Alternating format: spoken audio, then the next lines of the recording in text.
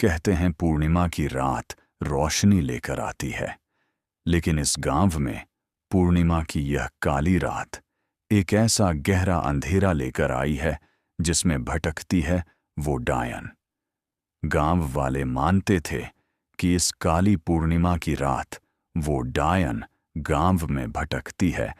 राजू, सभी गांव वालों को तुमने सतर्क कर दिया है ना?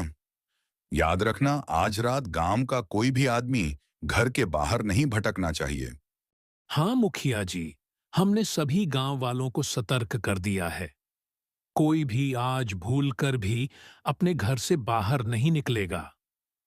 आप बेफिक्र रहिए मुखिया जी। वो डायन गांव में आएगी तो जरूर, लेकिन किसी को ले जा नहीं पाएगी। अरे राजू, शायद तुम्हें पता नहीं है, वो डायन लोगों को रात के अंधेरे में अपने छलावे में फंसाती है, और जब तक तुम्हें उसके छलावे का पता चलता है तब तक बहुत देर हो चुकी होती है। इसीलिए गांव वालों को सतर्क करना बहुत जरूरी है।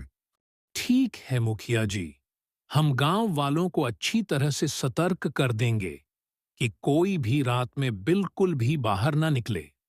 और सुनो, यह सब रात के 9 बजे से पहले होना चाहिए, क्योंकि 9 बजे के बाद उस डायन की आहट गांव में आने लगती है और गांव में सभी घरों के आगे दीपक जले रहने चाहिए।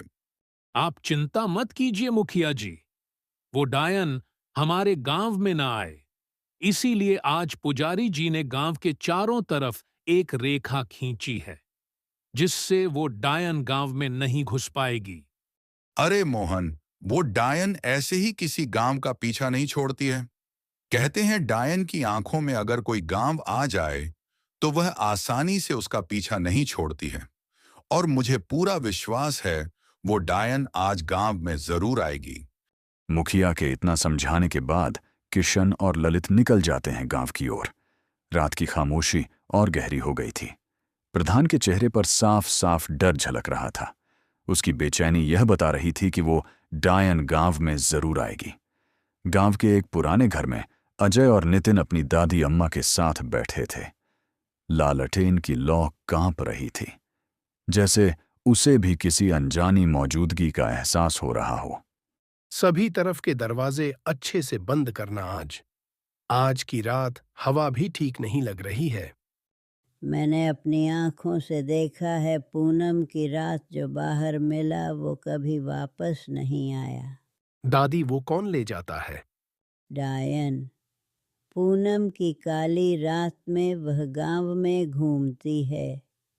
उसकी आवाज़ में माँ जैसी मिठास होती है और चेहरा बिल्कुल आम औरत जैसा ही होता है। पर दादी, लोग पहचानते कैसे नहीं? क्योंकि वो सामने से इंसान ही दिखती है, बल्कि वो इंसानों की तरह ही बात करती है। वो लोगों को अपने चलावे में फंसाती है और फिर वो तुम्हें अपने साथ उस गहरे अंधेरे में ले जाती है, जहाँ से लौटना हर किसी की बस की बात नहीं है। क्या दादी, ये डायन वायन सब कहानी है? आज के जमाने में यह सब कौन मानता है? और वैसे भी यह सब अंधविश्वास ही तो है। गांव के लोग ही इन चीजों पर विश्वास करते हैं, हमारे जैसे पढ़े लिखे नहीं। बेटा, हर कहानी छोटी नहीं होती है। कुछ कहानियाँ आँखों देखी होती हैं, और मैंने अपनी आँखों से गांव के लोगों को गायब होते देखा था। जिसने भी पूर्णिमा की इस काली रात में घर के बाहर कदम रखा, वो गांव वालों को दोबारा नहीं देखा। अरे दादी, यह भी तो हो सकता है कि वो किसी दूसरी वजह से गांव छोड़ के चले गए हों। जरूरी थोड़ी ना है कि उनको उस डायन ने ही मारा हो। ठीक है बेटा, लेकिन याद रखना, भूल कर भी आज रात अपने कमरे का दरवाज़ा मत खोलना। चाहे कोई भी तुम्हें मदद के लिए बुलाए, बिल्कुल भी मत जाना। मैं फिर से बोल रही हूँ, कोई भी मदद के लिए बुलाए तो बिल्कुल भी मत जाना। क्या दादी, आप भी हर जगह अपनी कहानियां ले बैठ जाते हो? मैं जा रहा हूं अब सोने के लिए। अजय को इन बातों पर विश्वास नहीं था। लेकिन आज रात अजय के साथ कुछ ऐसा होने वाला था जो वो कभी भूल नहीं पाएगा। गांव के वैद्य की चेतावनी के बाद सभी गांव वाले अपने अपने घरों के आगे दीपक जला रहे थे। काका, आज हवा कुछ ज्यादा ही भारी लग रही है, जैसे गांव सांस रोके बैठा हो। हम जब हवा बिना वजह चलने लगे ना बेटा, समझ लेना कुछ आ रहा होता है। पर काका, लोग कह रहे हैं कि आज रात उस डायन का साया फिर से दिखेगा। लोग नहीं कहते हैं, जिन्होंने उसे देखा है वही कहते हैं। और जहां तक मुझे लगता है वो डायन जरूर आएगी।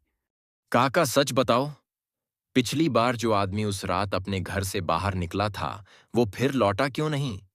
क्योंकि उस रात वो आदमी उस डायन के छलावे में फंस गया था बेटा। और जब तक उसे पता चला कि यह छलावा है, तब तक बहुत देर हो चुकी थी।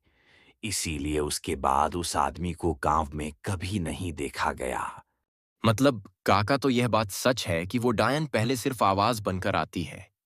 हाँ, पहले आवाज, फिर पैरों की आहट, और जब सिर्फ सांसें सुनाई दें तब समझ लेना वो बिल्कुल पास है।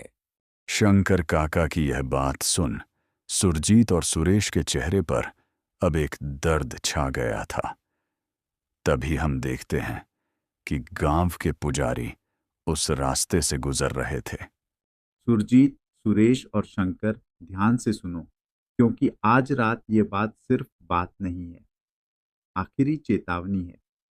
और सुनो, रात 9 बजे के बाद एक भी दरवाजा नहीं खुलेगा। चाहे अंधेरा चीखे, चाहे हवा तुम्हारा नाम पुकारे, अगर तुम्हारी माँ भी दरवाजे के बाहर खड़ी हो, तुम मत खोलना। अगर तुम्हारी पत्नी रोती हुई बुलाए, तुम मत जाना। लेकिन क्यों पुजारी जी? क्योंकि जो आवाज तुम सुनोगे वो उनकी नहीं होगी, वो उसकी होगी। इतना बोल के गांव का पुजारी वहां से चला जाता है। रात के तकरीबन 9 बजे बजने पर आ गए थे, लेकिन शमा काकी का ढाबा अभी तक खुला था। अरे ओए बबलू, तने के मरने का शौक है के? रात के 9 बजे बजने को आ गए हैं। चल अपने घर के लिए रवाना हो जल्दी। अरे काकी, ये सब पुरानी कहानियां हैं, सिर्फ लोगों को डराने के लिए। और मैं इन चीजों से वैसे भी नहीं डरता हूं। बबलू, तेरा दिमाग ठीक तो है ना? तुझे पता नहीं है क्या, जब मंगरू उस रात बाहर था तो उसके साथ क्या हुआ था, और तू अब भी ऐसी बातें कर रहा है? अरे काकी, क्या पता मंगू किसी और वजह से गायब हुआ हो। क्या आपने अपनी आंखों से देखा था क्या?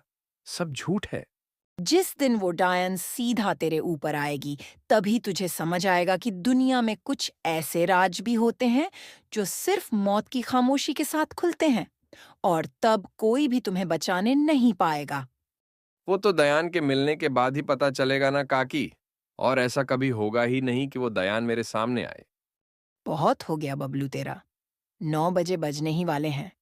अगर इतना ही शौक है तो आज रात घर के बाहर रह के देखना, लेकिन उससे पहले तू यहाँ से निकल जा, अगर जान प्यारी हो तो। ठीक है बुढ़िया, मैं चला अब अपने घर की ओर।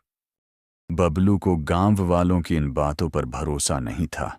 वो इन बातों को झूठ मानता था। रात अब गहरी हो चुकी थी, चारों तरफ अंधेरा छा चुका था। उस डायन की आहट गांव में आने लगी थी। इतने में हम देखते हैं कि रवि कुछ सोच रहा था। गांव वाले तो उस डायन के छलावे पर अंधा विश्वास करते आए हैं, पर आज लगता है मुझे खुद बाहर निकलना होगा। सच क्या है ये जानना जरूरी है। कैसी दिखती है वो डायन, जिसका सिर्फ नाम ही सबके खून को जमा देता है। रवि अपने कमरे में एक गहरी सांस लेता है और चेहरे पर एक डर के साथ अपने घर का दरवाजा खोलता है और डरते हुए अपने कदमों को आगे बढ़ाता है। तभी बाहर की हवा हल्की सी चीख की तरह गूंजती है, जिससे रवि डर जाता है। रवि देखता है गांव बिल्कुल शांत पड़ा है, मानो जैसे किसी का इंतजार कर रहा हो। चारों तरफ घना काला अंधेरा फैला हुआ था।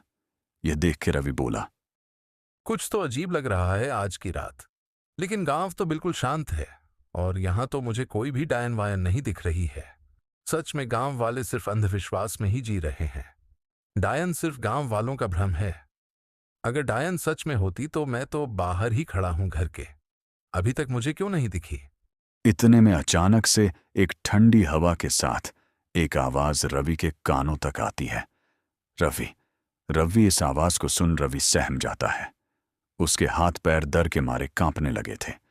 तभी वो मुड़कर देखता है तो वो पूरी तरह से चौंक जाता है। कौन है वहां पे? कौन खड़ा है वहां पे? सामने आओ। उसके सामने उस बरगद के पेड़ के नीचे एक औरत खड़ी थी, बिल्कुल शांत। मुझे नहीं पहचाना रवि? ध्यान से देखो, मैं वही हूँ जिसका तुम इंतजार कर रहे थे। अरे ये तो माँ खड़ी है। इतनी रात में माँ यहाँ क्या कर रही है? और माँ तो मुझे घर के बाहर निकलने से मना बोल रही थी और खुद यहाँ बाहर खड़ी है। रवि धीरे धीरे उसकी मां की तरफ कदम बढ़ाने लग जाता है, लेकिन उसके मन में बहुत सारे सवाल उठ रहे थे। अरे माँ, तुम यहाँ क्या कर रही हो? तुम तो मुझे कह रही थी कि आज रात घर से बाहर निकलना खतरे से खाली नहीं है, लेकिन तुम तो यहाँ बाहर खड़ी हो। मुझे कुछ समझ नहीं आ रहा है माँ। रवि, मैंने कब कहा था कि तुम घर के अंदर ही रहो? मैं तो कब से यहीं खड़ी हूँ, तुम्हारा इंतजार कर रही हूँ। तुमने आने में बड़ी देर लगा दी रवि। लेकिन माँ, तुम मेरा यहाँ इंतजार क्यों कर रही हो? इतनी रात में यहाँ इस बरगद के पेड़ के नीचे। तुमने ही तो बुलाया था मुझे रवि। तुम ही ने तो बोला था ना कि दायन वायन सब अंधविश्वास होता है। भूल गए हो क्या? यह बात सुन रवि के पैरों तले जमीन खिसक गई। रवि के शरीर में एक अजीब सी कंपन दौड़ गई, मानो रवि वहीं जम सा गया हो। तभी पीछे से एक भारी आवाज रवि को पुकारते हुए बोली, पीछे हटो रवि, वो तुम्हारी माँ नहीं है, बल्कि वो दायन का छलावा है तुम्हें फंसाने के लिए। जल्दी वहां से पीछे हटो। आवाज किसी और की नहीं थी, बल्कि गांव के पुजारी की थी। वो अपने हाथ में त्रिशूल ले खड़े थे। उनकी आंखों में एक अलग तरह का तेज चमक रहा था। तभी हम देखते हैं कि वह औरत अब डायन का रूप ले चुकी थी। मतलब रवि एक छलावे में फंसने वाला था। मैं वापस आऊंगी। मैं वापस जरूर आऊंगी। किसी को नहीं छोड़ूंगी। तुम सब मरोगे। तुम सब मरोगे। मैं वापस जरूर आऊंगी।